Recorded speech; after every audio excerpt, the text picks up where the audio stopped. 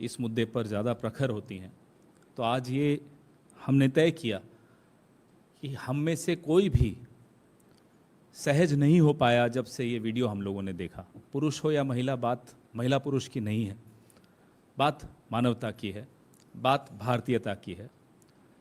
प्रधानमंत्री जी भी तब बोले जब उनके ट्रोल्स तक पिघल गए। ये इतनी भयावह घटना थी कि भारतीय जनता पार्टी के ट्रोल्स जब पिघलने लगे तब मोदी जी को लगा कि अब उन्हें कुछ बोलना चाहिए, और बोलते हुए भी अपनी मंशा उन्होंने स्पष्ट कर दी। बात मणिपुर की, लेकिन अपने ट्रोल्स को इशारा कर दिया कि राजस्थान और छत्तीसगढ़ की दिशा में अब बात करना शुरू करी, और कल से आपने देखा उन्होंने शुरू की भी। माफ़ कीजिएगा प्रधानमंत्री जी, न राजस्थान के मुख्यमंत्री अशोक गहलोत जी, न छत्तीसगढ़ के मुख्यमंत्री भूपेश बघेल जी इतने निर्लज हैं कि इस तरह की कायराना बात वो करेंगे। घंटों में गिरफ्तारियां होती हैं इन दोनों राज्यों में। बिल्कुल नो टॉलरेंस क्राइम के प्रति हमारे राज्यों में आप देखेंगे। मैं आपको एनसीआरबी का 2021 की रिपोर्ट बता रहा हूं। टॉप पहले पेज पे जितने राज्य हैं 2021 में, ये सब भाजपा के पास थे। अब इसमें से हिमाचल और कर्नाटक हमारे पास अब आया है।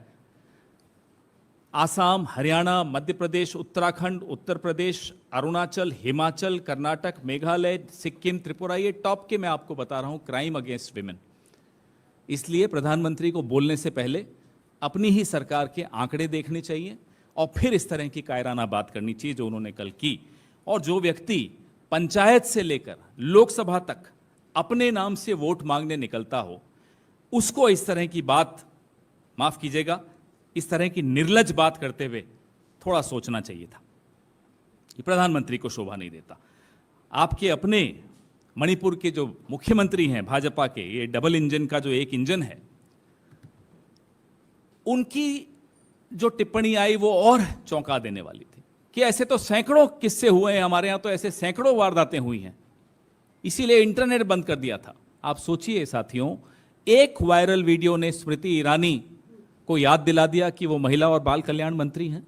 एक वायरल वीडियो ने ट्रोल्स को पिघला दिया, प्रधानमंत्री को बोलने पर मजबूर किया, भले जिन्होंने 36 सेकंड बोला हो और भले ही उसमें भी वो राजनीति खेल गए हो, लेकिन एक वायरल वीडियो क्या क्या कर सकता है। आप सोचिए जिस दिन ये मीडिया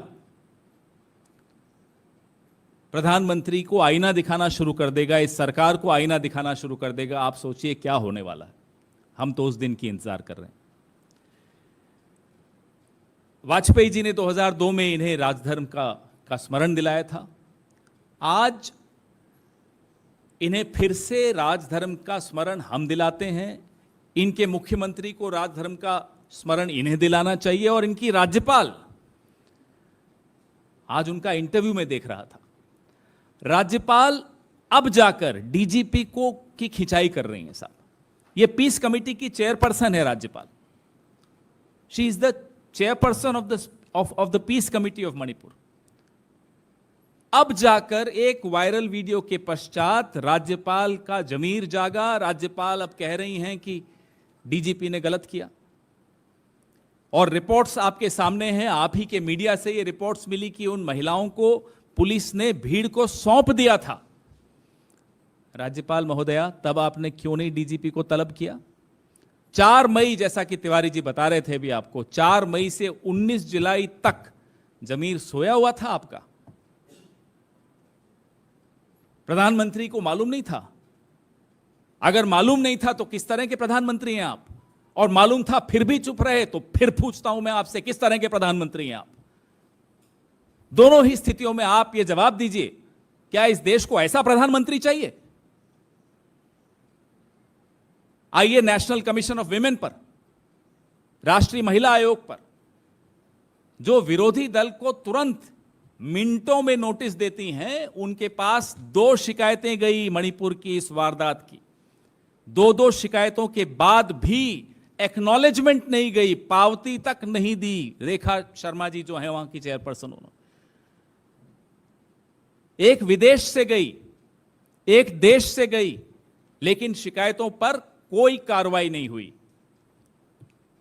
ये तीसरा राजधर्म का मैं आपको उदाहरण दे रहा हूं। अगर किसी ने राजधर्म का यहां पालन किया तो विपक्ष ने किया। राहुल गांधी अगर वहां जाकर खड़े हो सकते थे तो क्या नरेंद्र मोदी नहीं जा सकते थे? वोट मांगने तो चले जाते हैं। जब आप वोट मांगने जा सकते हो, पूरी लफ्फाजी करते हो वहां जाकर, वहां आप क्या खड़े होकर लोगों को जुड़ने की अपील नहीं कर सकते थे? और you don't have the confidence that you have any moral authority left. आपको लगता ही नहीं है आपके पास कोई नैतिक बल बचा है कि आप इस तरह की अपील कर सकें।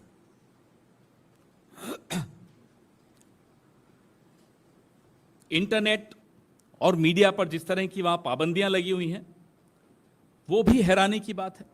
अब अगर इस देश को उम्मीद किसी से है तो माननीय राष्ट्रपति जी द्रौपदी मुर्मू जी से है, जिन्होंने संघर्ष का रास्ता तय करके यहां तक पहुंची, इस मुकाम तक पहुंची।